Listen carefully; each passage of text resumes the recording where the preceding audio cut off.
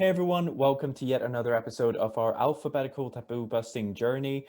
Today we're going to talk about X for xenophobia. That's right, X. Last week we said Y in our youthful splendor. We just went ahead of ourselves and forgot X existed in the alphabet, which to most of you might be thinking X, but that's the coolest letter. In which case you might be 14. Um, but no, moving on. X for xenophobia, it's a pretty big topic, and it's a topic that many might misunderstand just from reading it, because a lot of people use xenophobia and racism as interchangeable terms, but in reality, they are very connected, but not quite interchangeable. But before we dive into that a little bit more, let me welcome my very non-xenophobic friend Sylvia into the show. Thank you for the inclusiveness that you always bring to our chats, my friend. Good to see you. Likewise. No, it's an exciting thing because I feel like with xenophobia, for those of you who don't know really the I guess the intricacies of what this is all about, it's more about the fear of things that are foreign to you, different from you, which obviously can cover racism, but so much more as well. And if I just kick this off with something that I often bring up when I talk about this, which is privilege. And I find myself to be a very privileged person, and I quite like giving myself privilege checks because I feel like it keeps me grounded. And an example of that is the fact that I've been an immigrant now in what, 4 countries, but I've never been made to feel like one. I've never Mm, been told to go home. I've mm. never been told that I don't belong. I've always just been welcomed. And I'm not complaining about that, by the way. It's quite nice. But I've got to remind myself that that's not the experience everyone has. And I've Mm. also got to remind myself of why that is. It's not because I've known the language in all of those. I've lived in 2 countries where I did not know the main language when I moved there. It is because I am a white male. Yeah, well, I'm glad that, you have acknowledged that it is a privilege, right? To not have someone look at you and immediately make judgments or feel that sense of threat, which, is part of that xenophobia that we're going to be talking about. And I know we will be swapping stories in a moment to dig into some of the subtopics within this very important topic and very timely topic. Yet, as somebody like who clearly stands out in many places, um, it's what you're describing. Gosh, like I'm so envious. And I'll just leave it at that for now. Yeah, and I totally get it because like I had so many discussions with friends of mine in when I was living in Miami, um, that opened my eyes to the fact that I met people there that had lived in Florida their entire lives. They'd been born there, raised there, and yet they were made to feel more like outsiders than I was, either Mhm. because of the color of their skin or some other sociological reason. And um, to be honest, I've been aware of that level of privilege in some way for most of my life, but I think every time I have another conversation with someone about it, whether it's with you or my friends over there, or even some of my new friends and colleagues over here in Sweden, I realize more and more how many people just have never thought about this, and Mhm. I gain a new perspective. And I think, um, you know, it's really it's really easy for people when they're not exposed to anything different from themselves for an extended period of time to go into it. But I actually think it's deeper than that. It is. I think it really speaks to our, DNA and our primitive instincts from our ancestors, right? So back in the savannah days, somebody or something different meant threat naturally, right? So if you are in your tribe and you're going about your day, gathering, right, cooking, hopefully making tools. I don't even actually know what they were doing back then. Yet you saw something by way of a person or a being that was different. That could mean the end of your life. So the focus on difference is really primitive. And, I'm going to juxtapose your story of feeling welcome to a really funny incident. So not long ago, I was in Wyoming, the state of Wyoming, and I was on a like animal safari of sorts, like going out with a biologist. It was a small group, and the whole point was like we all would be guided as a group of 6 to spot the black bears, right? All the amazing wildlife that Yellowstone and the whole area had to offer. And there was a couple, and the woman had also been raised in Ohio, like I was, like miles from each other. She was a little bit older, granted, and so we talked, and like throughout the whole safari, we found so many linkages in terms of like similarities, where we grew up. Like there were all these stories that we exchanged. Yet in the end, right at the end of the safari, she goes, "I just have to ask, what race are you?" Now, okay, like I was like, wow, like was I offended? No. But was I taken aback? Yes, because here we were clearly similar on so many levels, in so many ways. Yet she chose to remember me by the one thing that was different. Well, you've got Crazy. to be fair. Maybe she has another friend called Sylvia, and she just wanted to put your race after your name in her phone. Um, Actually, that did happen. That did funny you say that. There was a woman that I met at a networking event. She goes, "Yeah, you're like the second Asian Sylvia that I know, but I don't think you're Filipino, right?" wow. Yeah, I was Okay. like, So "How about you just put my last name in? How about that?" it could be an idea, but maybe she thinks the last name is a bit too personal. Um, no, but genuinely, so I did not expect that to have happened, really, but that's wow. Um, I don't even know what to say to that. But moving on, no, I've heard similar stories from other people. I used to work with this woman who grew up in Germany, and her parents grew up in Germany, and I think even her grandparents grew up in Germany. And she gets asked all the time, "No, but really, Hmm. where are you from?" And she's like, "Germany." And they're like, "No, but really?" She's like, "Berlin." "Where are your parents from?" "Berlin and Hanover." "Where are their parents from?" "No, really." And people just hound her, and she makes a conscious effort to make them work for it in Hmm. order for them to effectively admit, like this woman did, they just want to know what her race is. Mm. And a part of me, like the privileged part of me that wishes we could all get along, thinks, well, surely it's not that big a deal. We should make talking about race just a normal thing. And yeah, we should eventually.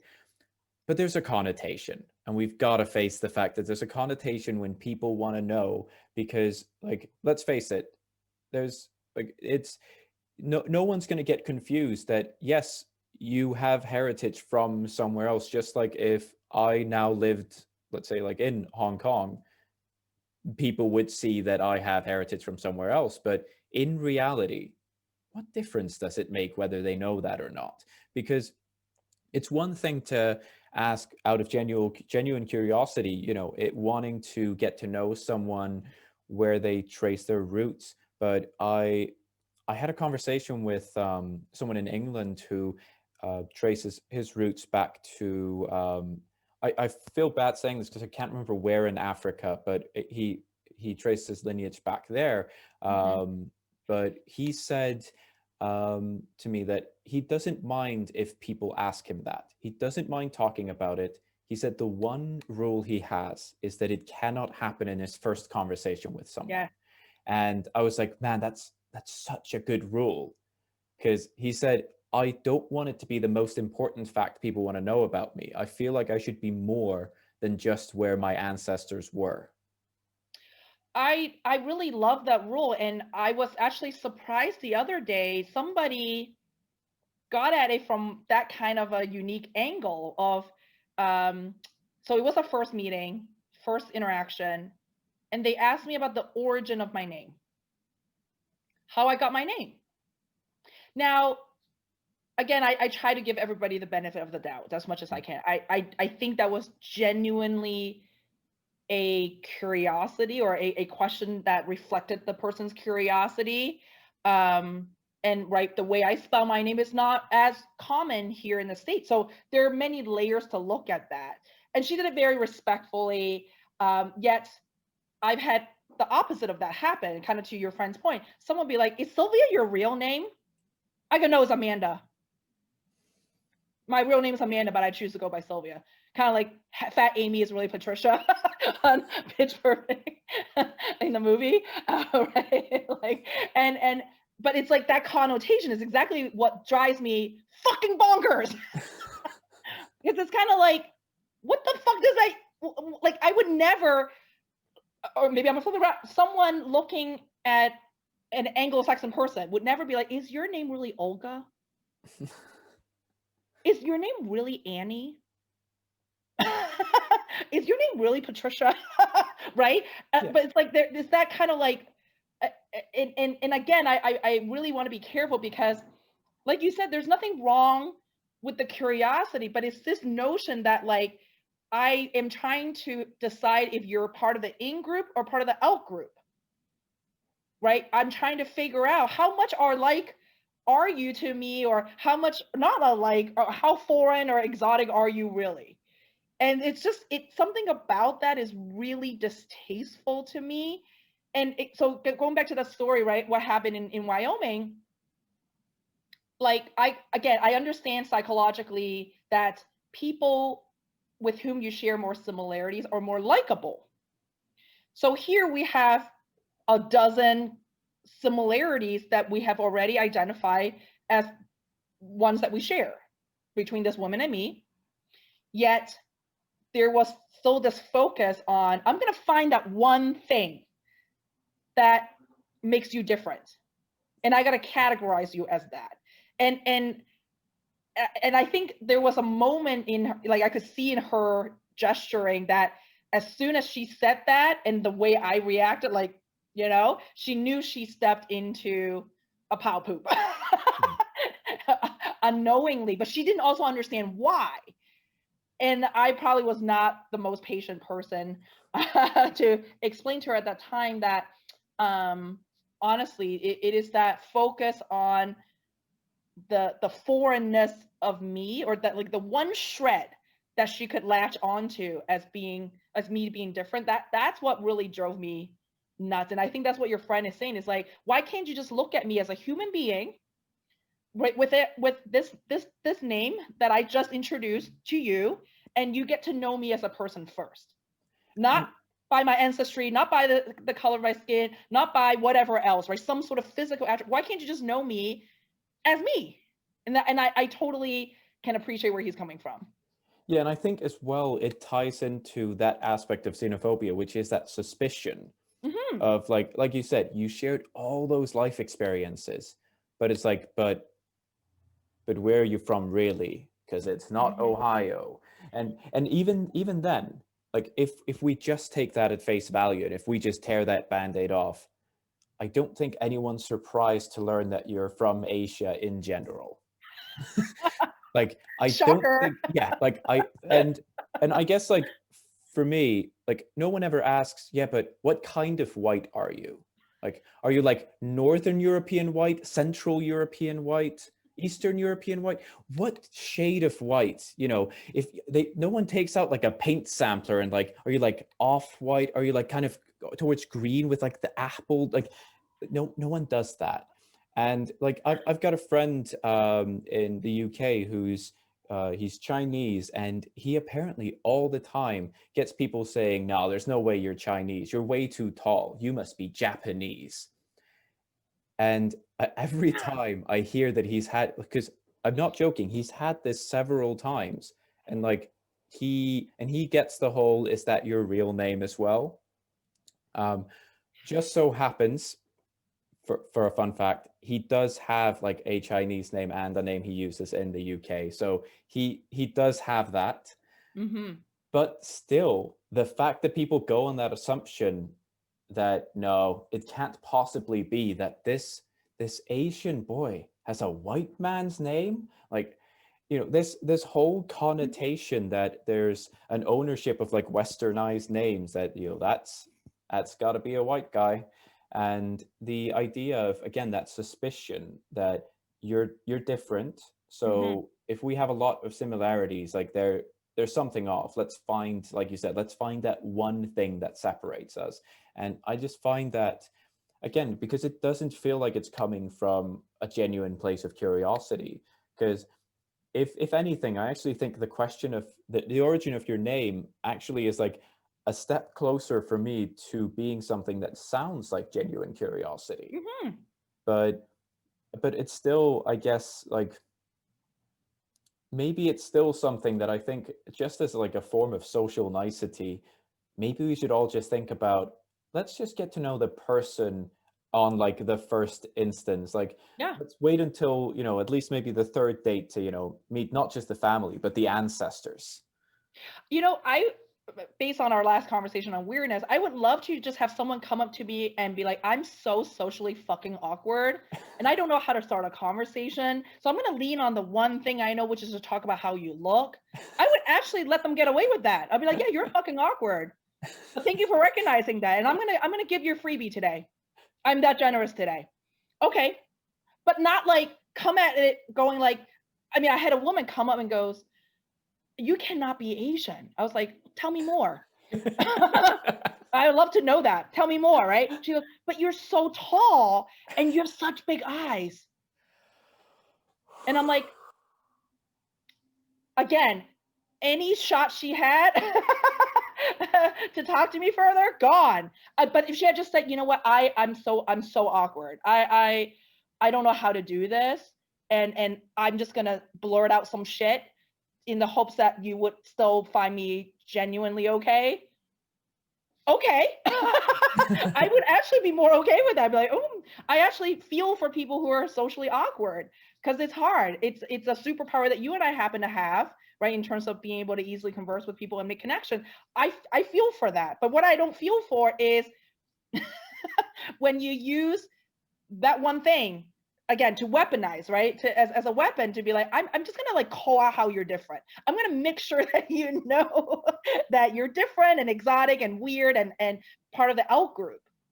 Um, Even if the intent wasn't to exclude, what do you think was gonna happen? And Yeah. that's what I mean, again, like I would just rather someone go, "I'm really ignorant. I don't even know how to ask this question." But Yeah. I genuinely want to get to know you, and I believe that who you are and who your family is and where they're from, your story is important to me, and I want to know. I just don't know how to ask. Again, I'll give another freebie there.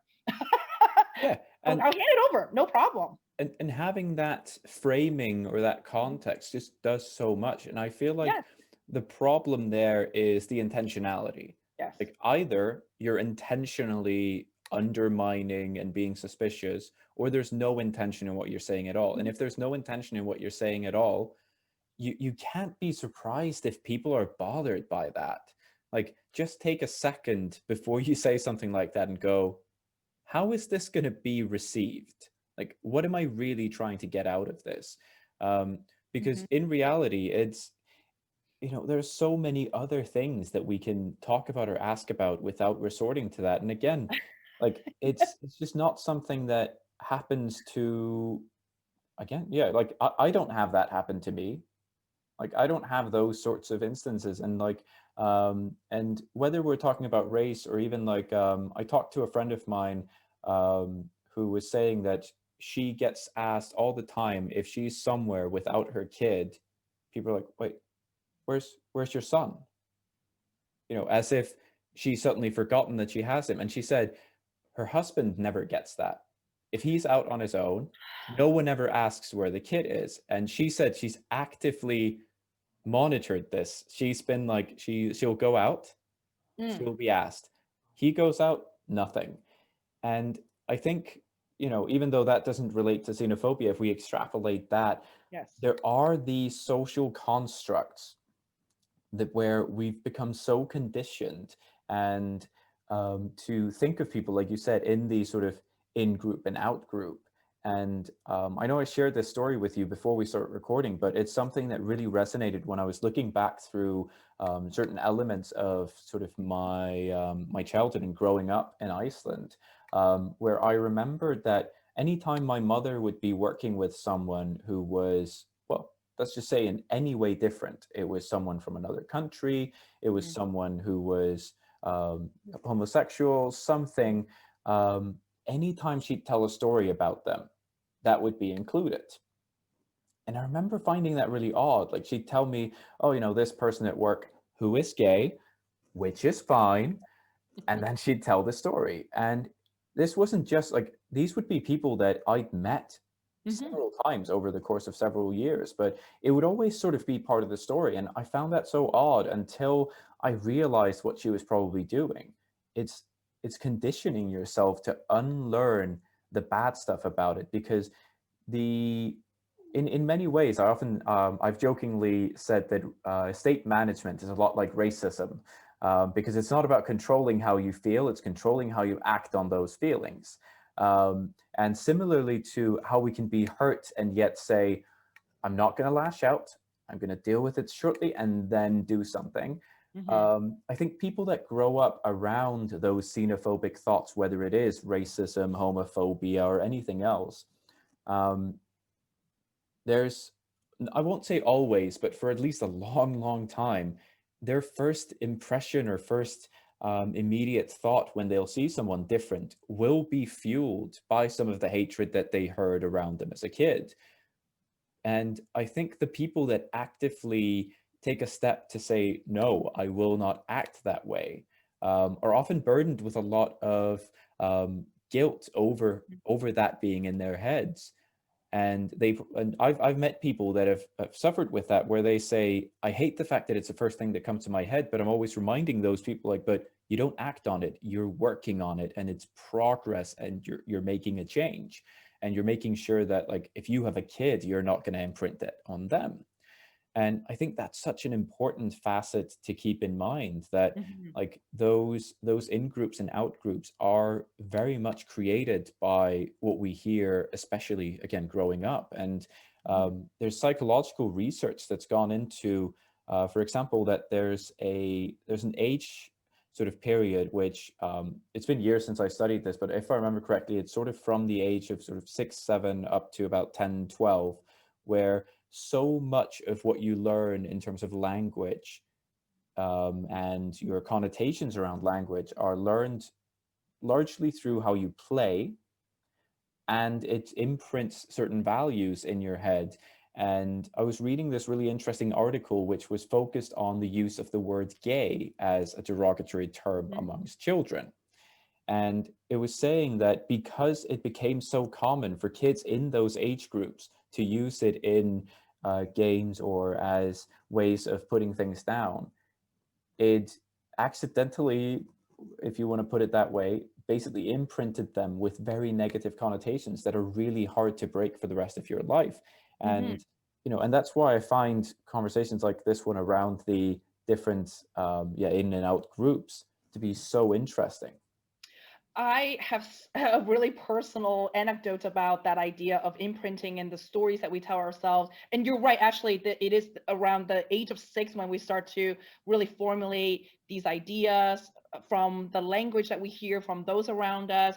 And we have most of those ideas formulated by the time we're 12 and 13, right? So kind of beginning of teenage years, our brains are, getting more active and our bodies are growing and such. Uh, for me, the word that had a lot of that imprinting was tattoos, or the idea of tattoos. So I was taught at a young age that anybody with a tattoo was up to no good. Now, if you really think about it, the word tattoo itself or body art carries no connotation in it of itself, right? It's just a thing. It's an object. It's an art form. Some might even say it's just a thing, an activity, nothing more than a table, a chair, a pen. Yet I was taught that, again, anyone having a tattoo, giving out tattoos, trying to get rid of a tattoo, was up to no good. And I judged that. I did judge people with tattoos unknowingly through most of my adult life until one day somebody said something like, I used to also judge that. And now I just go, how cool. Again, they had to teach themselves instead of going, that person's up to no good. They just go, I see the art, I see the ink. How cool. That's it. Right? To reverse engineer or to replace that negative connotation. Now that story I don't think was told to incite fear, yet it did, right? Some fear of the people who had that kind of body art, and my mind immediately went to that dark place whenever I did see somebody, even as an adult, with right ink on any part of their body that was visible. And so so I think about if something that innocuous can take such roots, deep roots. And I like to think of myself as relatively open-minded, relatively educated. I'm pretty curious, even for me, right? That inanimate objects and concepts produce all kinds of beliefs, stories, limiting beliefs, actually. One could even say, imagine something even bigger, to your point earlier, right? Someone's religion, someone's race, somebody's sexual orientation and choices. And I think that's where a lot of us do need to look at how we are saying things around people, right? Especially the little people, the little humans around us. Like my nieces, right? My mother the other day legit said in front of my brother while he was in the presence of my nieces that certain people who were displayed on television shouldn't be displayed because they were wrong. And for me, I I probably can't change my mother at this point. We're gonna try. Yet it's the little people. We're like, we don't want that association at all. So we basically, well, my brother had to ask her to leave the room. Basically, because we didn't want that kind of suspicion to use your language, to your point earlier. We don't want that kind of right threats or perceived threat to even enter the minds of these little mental sponges around us. So and right, there is this notion that hate is taught. Hate comes from that perceived threat because of lack of knowledge and awareness, and that the root of that comes from these, again, seemingly innocuous conversations, but yet they're very powerful, especially when we're constantly expressing them, when we're constantly planting the seeds of, those people who practice that. No, no, no, they're not to be trusted. They're bad. Their difference makes them, you know, we got to keep our distance. That's where the web grows. Absolutely. And I think it's interesting because it is a case of, like you said, it starts off so innocently and so many, or well, I wouldn't say innocently, but so small and so Yes. casual. Um, but then there are people who then start, yeah, weaponizing or actively pursuing an us versus them mentality where it becomes, those who are different are the ones that hate us, Mm-hmm. or they are the ones that are after us, our family values, or our race is somehow, people create this threat and feel like they're under attack. And it's interesting from a, I guess, anthropological or sociological perspective to see how these groups get formed, because you mentioned tattoos. Tattoos are very common in a lot of groups that feel like outsiders. And they've even often taken on styles from tribes or groups from different cultures that in their own society would be seen as foreign. Mm-hmm. And it's interesting to see the juxtaposition there of the people who make an active choice to be part of the out group and those who choose to create the illusion of an in group out of hate. Yeah. And as an example, I know, again, this is something we've talked about before starting to record, where there are two very different sides to that coin where like I've felt like an outsider in many ways in a lot of different parts of my life, but it's never been in the way where I've really been under any threat in any real way, shape, or form as compared to what is really out there. Um, so the ways that I've been able to, in many ways, utilize my outsider status Mhm. has actually been finding opportunities in it. You know, being the outsider in a company in a new country and bringing new insights or new ideas, or being in a music scene and being a little bit different. So I bring a little bit of different inspiration or something, and I Mm. realize again that this is a privilege that isn't allotted to everyone. And even if it is, it's also down to a mindset shift where if you've been told that the way you're different is bad your whole life, obviously it's going to be difficult to see the opportunity if it does arise in some way, shape, or form. I think the way we talk about differences at home has a big role in shaping one's ability to not necessarily welcome difference, yet just to learn that there are probably more similarities than there are differences. So, for example, one of my parents was very much open to us learning about different religions. He was of a particular faith, he still is of that faith, yet his whole thing is why not find the similarities with other people who also believe in a greater power? That there is something greater than ourselves, that there is, there is something or someone to place our faith in. To him, that was a positive thing. Yet the other parent was not of that mindset and really believed that anybody who was of a different religion was a threat to our religion, or her chosen religion anyway, right? Our religion, as she would say. Yeah, right, same concept of different religions, yet looked at very differently in terms of, and talked about very differently in regard to the variations. Yet it, again, if we peeled everything back, there were and are more similarities than differences. Yet that notion of, again, going back to what we talked about earlier, that need or that drive to always find the difference as, I don't know what, protection. I just find that it's so, I don't know what the word is, basic, I guess. Like it's so, it's not, in keeping with the times.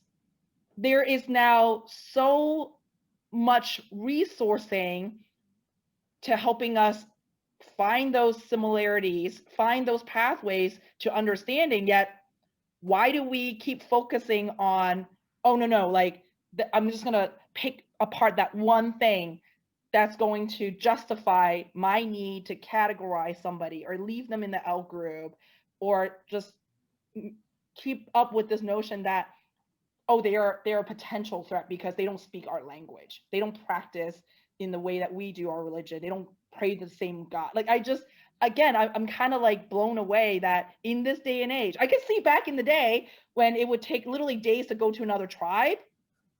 Okay, when you had to depend on doves to deliver your message. Okay, again, there's no excuse for that anymore. And I think it that, like, again, I understand that some people just haven't been exposed yet, remaining ignorant or choosing to be in that little productive bubble in this day and age. That is actually what's unacceptable to me. Yeah, I completely agree. I think and I think it ties into, well, it ties into, even though again, not an excuse at all, but it is people's need to belong to something. And I think when people need to belong, everyone else needs to as well.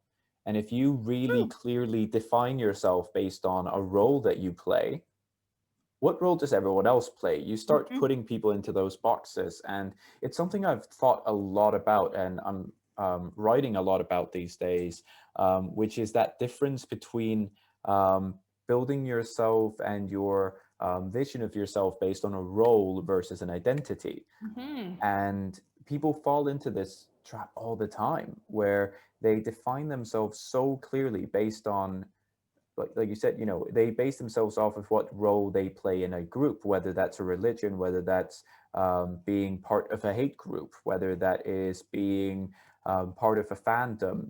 People that are just like, they know everything there is ever to know about Doctor Who, and that is who they are.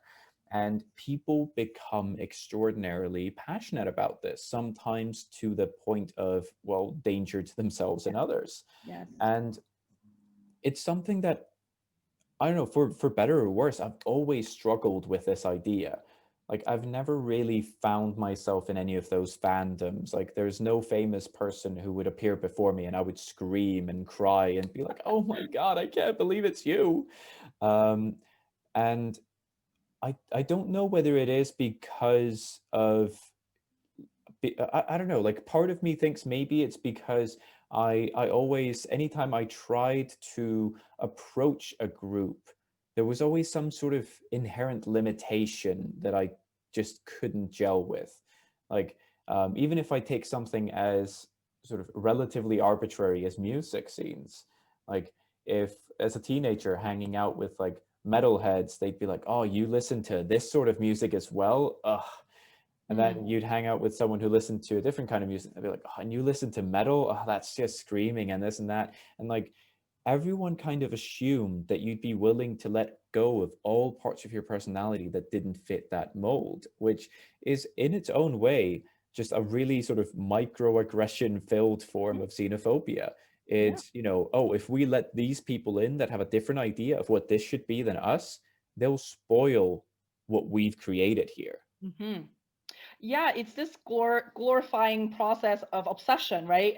So everything you're talking about is somebody being addicted or obsessive, yet somehow there's a badge of honor associated. I have literally been told that I'm not big enough of a fan of someone or something to call myself a fan. I go, well, who decides that? I don't have to only singularly devote my time, attention, and resources to this one person or fandom or thing. I can be a multimodal, multidimensional person.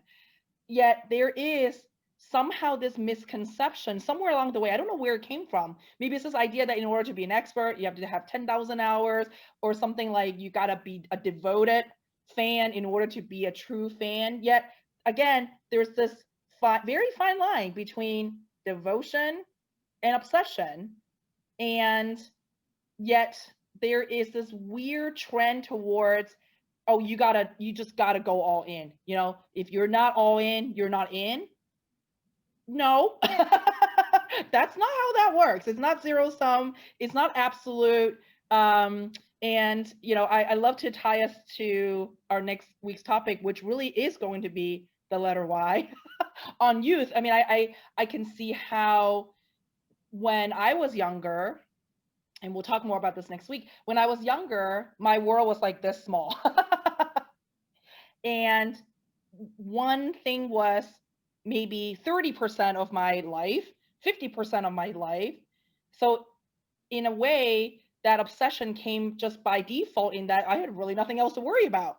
Yet now, as an adult, not to say that that's right or wrong. Now, as an adult, I have like 15 things in an hour to worry about, multiple hundreds of things to worry about across a given week or month. So, like, I physically and mentally could not even devote myself to the point of obsession to anything. Yet, there is also this whole notion that, I don't want to call it ageism yet. Oh, the young people don't know better. Somehow we know better. I love to get into that, especially in the context of the workplace with you next week. Can't wait. Looking forward to it.